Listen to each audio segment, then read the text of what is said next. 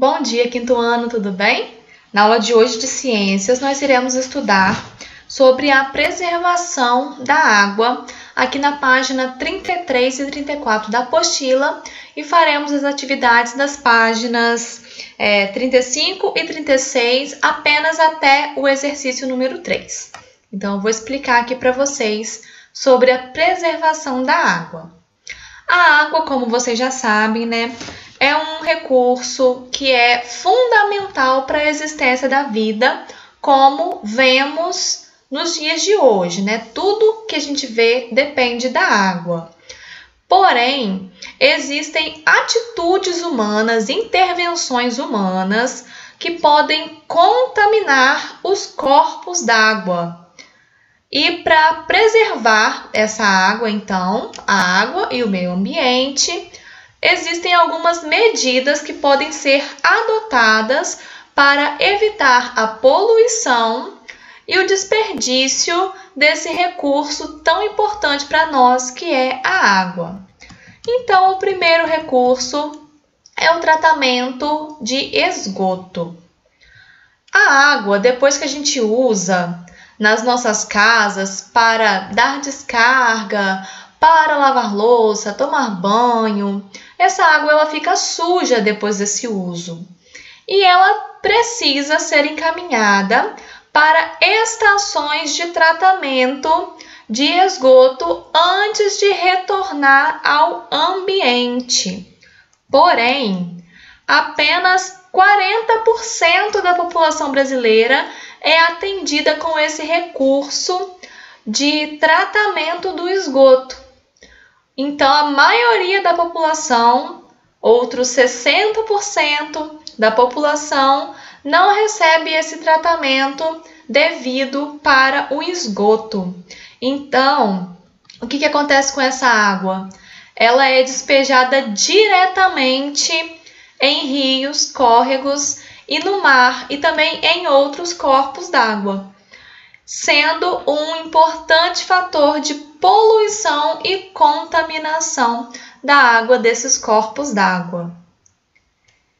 Outro recurso é o reuso.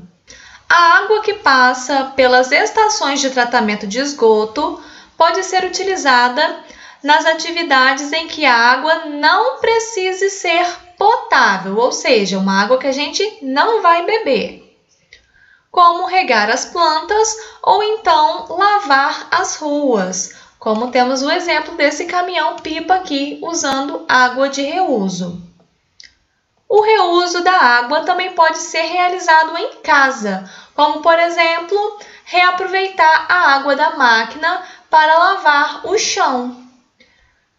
Uma outra medida é evitar o uso de agrotóxicos, porque os agrotóxicos lá na agricultura podem contaminar tanto a água de rios e lagos, quanto também as reservas subterrâneas.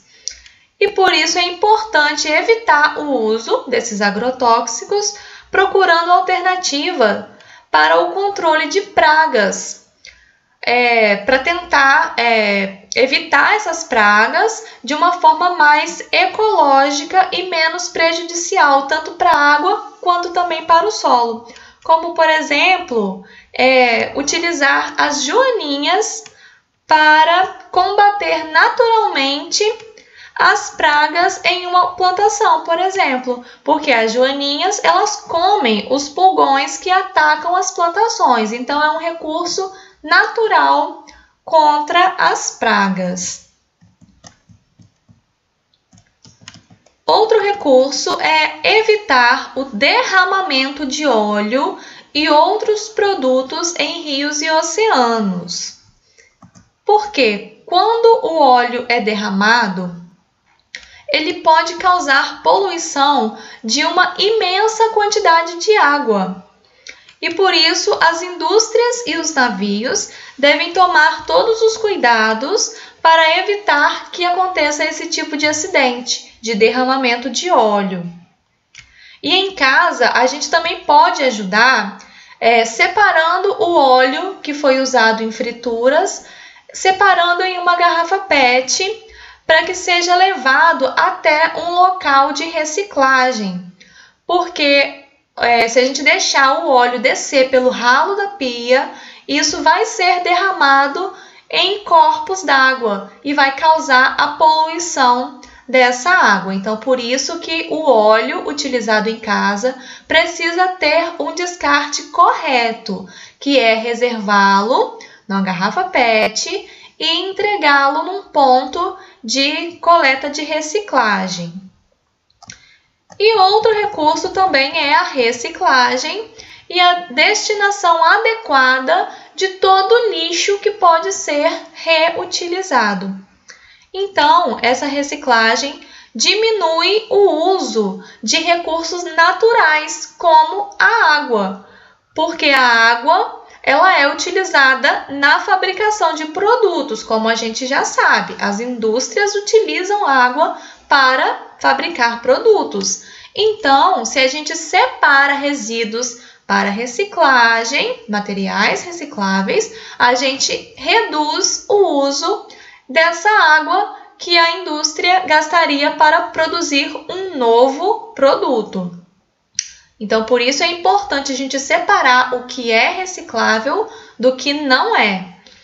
E o lixo que não é reciclável, aquele lixo que a gente chama de orgânico, ele deve ser levado para aterros sanitários em que o solo e as reservas de água subterrânea não são contaminados, porque nos aterros sanitários existe uma proteção para deixar o solo onde vai ser depositado esse lixo orgânico, vai deixar o solo impermeável para que a poluição desses resíduos orgânicos não penetre no solo para não contaminar as reservas de água subterrânea. E a última medida é economizar a água, tendo atitudes como lavar o carro utilizando balde e não a mangueira, consertar vazamentos na encanação das nossas casas, esperar juntar uma quantidade boa de roupa antes de colocar na máquina de lavar. Tudo isso ajuda a economizar a água, porque a gente precisa, de cuidar, já que a gente tem pouca água doce disponível no planeta, mas isso não depende só das nossas atitudes em casa. É muito importante também que os setores da agricultura, agropecuária e a indústria também tenham essas atitudes conscientes em relação ao uso da água. Uma boa ideia é utilizar a irrigação por gotejamento para cultivar as plantas. Assim, a agricultura vai estar utilizando uma quantidade menor de água para irrigar a plantação. E aqui do lado está falando um exemplo até que eu já dei, de aproveitar a água da máquina para lavar o quintal, o banheiro. E assim a gente termina as explicações sobre a preservação da água. E agora vocês irão fazer as atividades aqui na página 35 e página 36, números 1, 2 e 3. No número 1, a gente tem só que enumerar corretamente. Por exemplo, aqui nessa parte aqui, nós temos a água sendo usada na indústria. Então, eu venho aqui, procuro onde está a indústria, número 8. Coloco o número 8 aqui nessa bolinha referente à indústria. E assim vocês farão com o restante. Vai procurar qual parte da imagem se refere a cada número.